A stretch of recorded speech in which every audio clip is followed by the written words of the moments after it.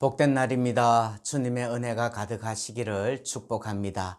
요한계시록 10장을 봉독해 드리겠습니다. 요한계시록 10장.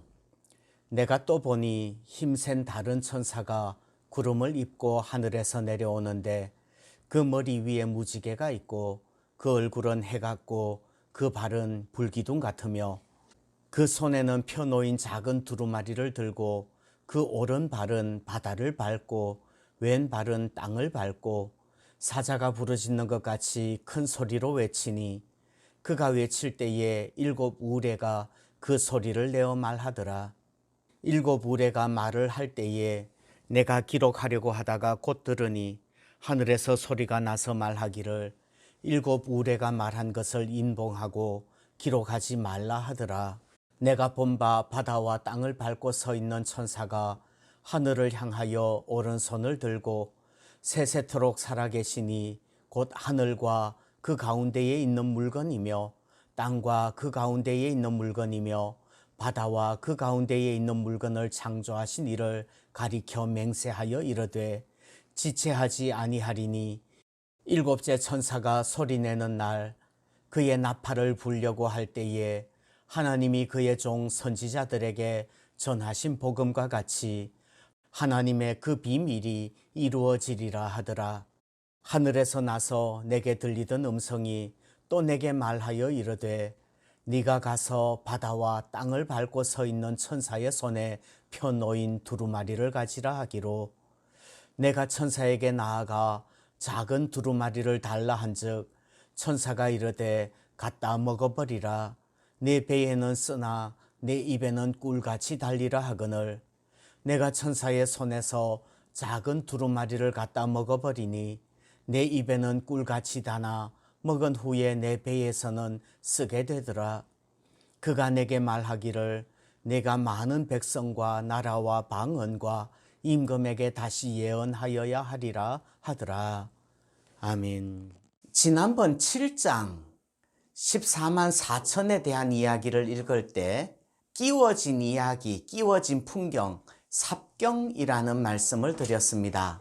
요한계시록에는 3대 7가지 재앙이 나옵니다.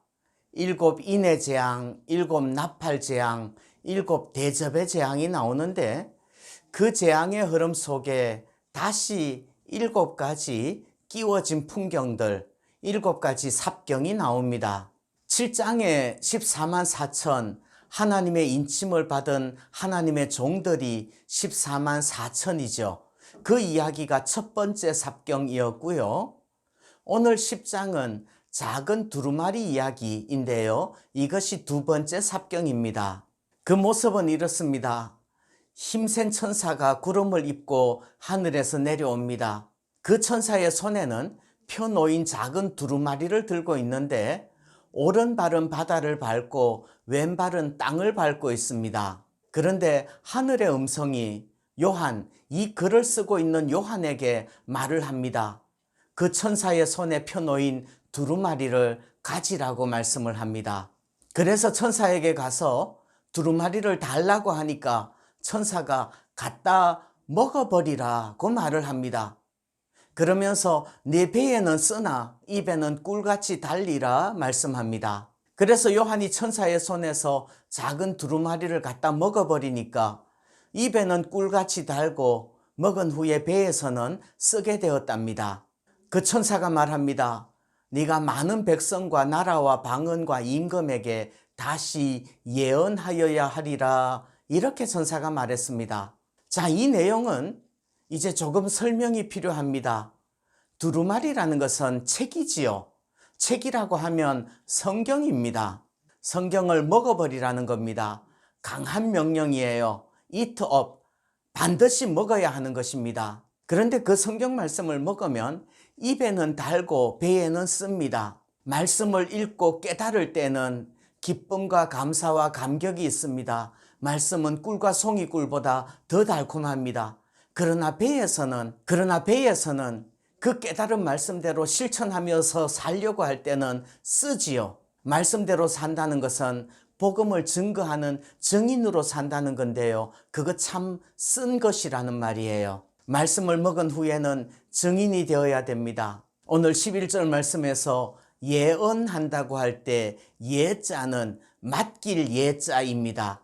은행에 예금한다, 예치, 예탁 이런 말을 쓸 때 하는 단어예요. 그래서 예언이라는 것은 무당이나 점쟁이처럼 미래에 일어날 일들을 미리 말한다는 의미가 아니라 하나님이 맡기신 말씀을 선포하는 것이 예언입니다. 주님의 증인의 사역을 하는 것이 예언이라는 말이지요. 예언하기 위해서 우리에게 말씀을 먹이시는 겁니다.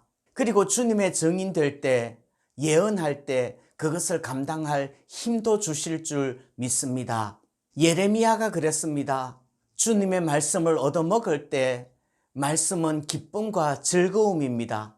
그러나 그것을 선포하려고 할 때는 고통이지요. 그래도 하나님께서는 예레미야를 놋성벽이 되게 하셔서 이기게 하십니다.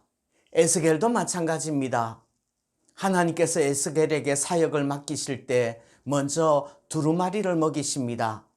그것을 먹으면 그 두루마리 말씀이 입에 꿀같이 답니다. 그러나 하나님의 말씀을 사람들에게 고할 때는 사람들이 듣지 않습니다. 씁니다. 그래도 하나님께서는 에스겔의 이 말을 다이아몬드처럼 단단하게 만드셔서 감당할 수 있도록 힘주시는 줄 믿습니다. 우리도 말씀을 먹고 복음을 증거하는 주님의 증인들 될 수 있기를 소원합니다.